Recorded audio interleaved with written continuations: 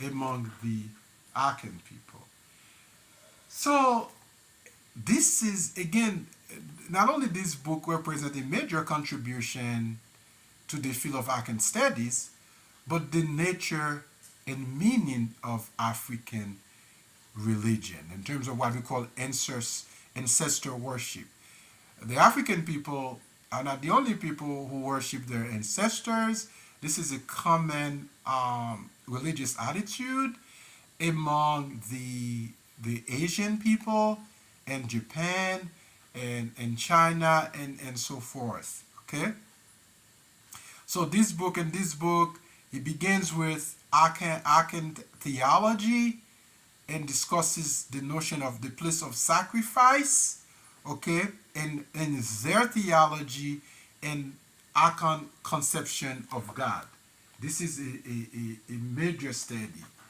Now, I want to refer to an edited volume, okay. The first edited volume I want to refer to, it's called African Spirituality. African spirituality forms, meaning, and expressions, right?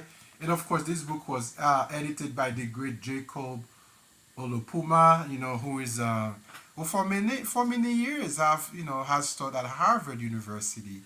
I'm not sure if he's still active at Harvard as a professor, but this is a major text that looks at forms as a religious category, meaning as a different religious category, and then expression as a different religious category um, in African traditional religion.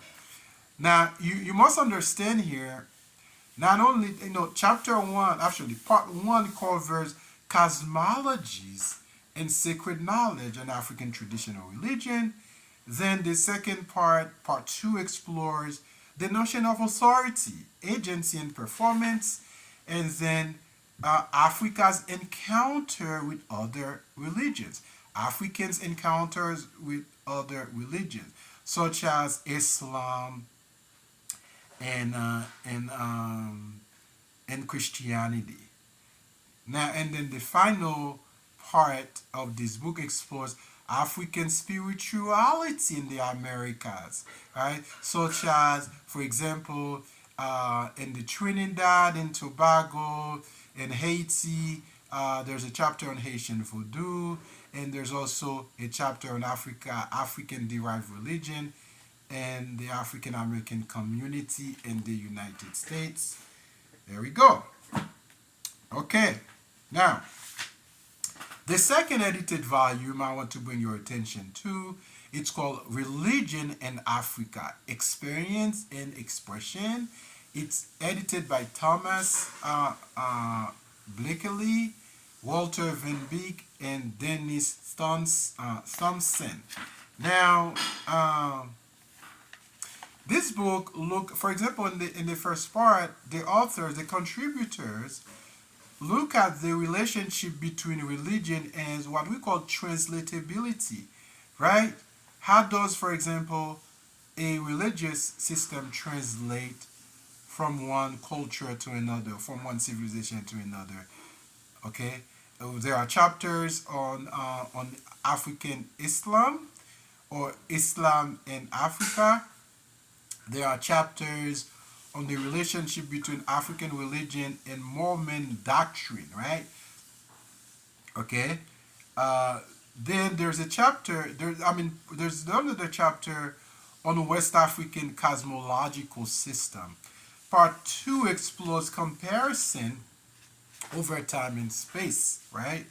So here, the one contributor looks at the relationship between women in power and African traditional religion. Another looks at the role of music, the drum, and African traditional religion. Then the last part three, looks at instrumentality of religion, right? Instrumentality of religion. There's a chapter on the charismatic movement in Africa and a chapter on Protestant mission in Africa. religion in Africa. Now, I'm going to bring your attention here to a major work on Africa's Ogun. Africa's Ogun is the god of iron, the god of war, the god of hunting. This is probably the most comprehensive study of Ogun. Okay, so not only this book explores Ogun and his African traditional concepts. Some chapters look at Ogun in African derived religions and in the Caribbean, in Latin America, in the United States. A major study on the subject matter. Another favorite book of mine, I think, that you need to know is Art and Religion in Africa. Art and Religion. This is a creative work by Rosalind Hackett, who has served for many years as a professor of religious studies at the University of Tennessee. Okay, Art and Religion in Africa. Now, V.Y. Mudambe, who is called the Dean of African Letters, right? He passed away, I guess, early this year. An enormous, influential, brilliant scholar. But many people did not know about him. He studied to be a priest. In fact, some of his early works are on religion. He published several novels in French, okay? Several novels in French, and some of them are translated in English, but they have to do with religion. So, Tales of Faith, Religion as Political Performance in Central Africa. So, so he looks at, for example, African religion in dialogue with Christianity, and he explores the tension between those two traditions. And he also explores African religious practice and the relation he bears in African identity. Great work.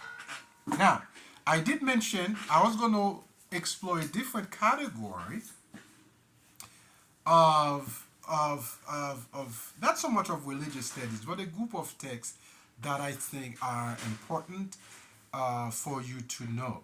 Now, A Treasury of African Folklore by Harold Courtlander. Courtlander was an important, not only an important folklorist, novelist, ethnologist, he has done extensive research on African retentions in the Caribbean and Latin America. Also, he spent a lot of time in Africa. Why am I referring to this book?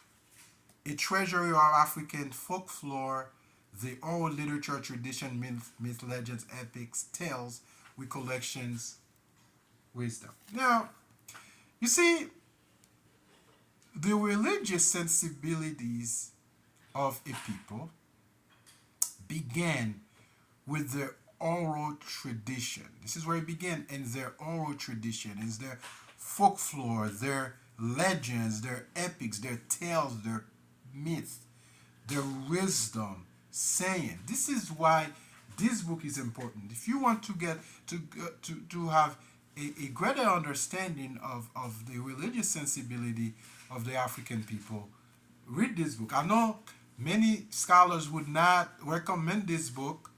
Trust me.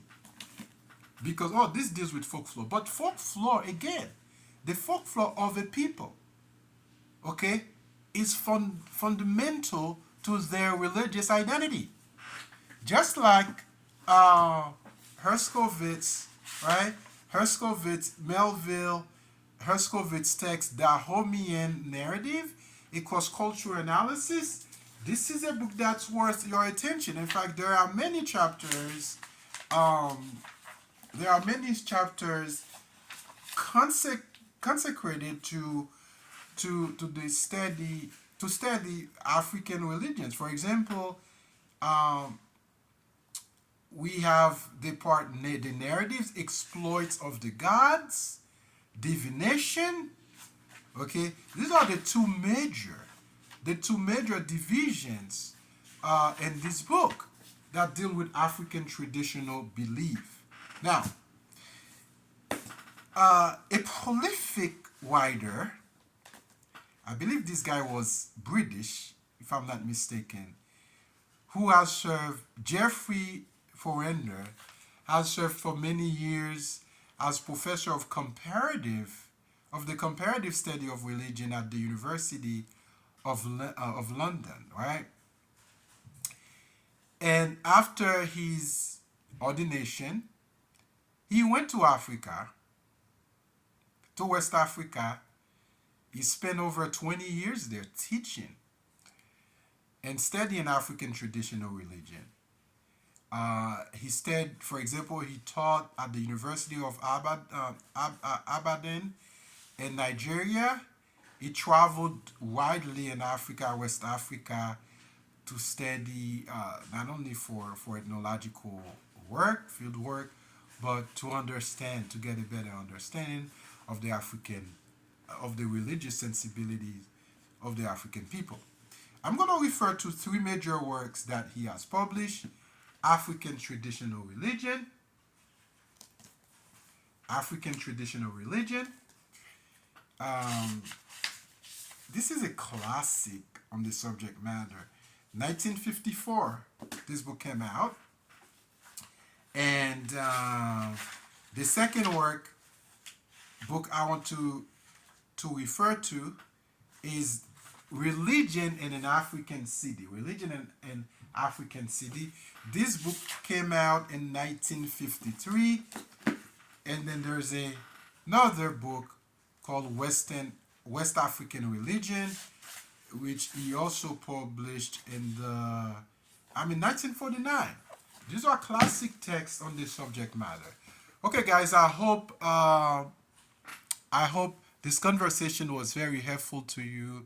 I did not mean to keep you for that long, and I had no idea if I were going to spend 39 minutes exploring, digging, expanding on the different concept, different aspects of African traditional religion, looking at different texts, key texts on the subject matter. I hope you have a great day, great night, whatever. It's always a pleasure talking to you. Make sure you check my YouTube channel, in which you can find other conversations on African Christianity, African theology, Black theology, liberation theology, and major studies on the Black church. Also, Voodoo. Check out just type my name on YouTube. You'll be able to find those conversations.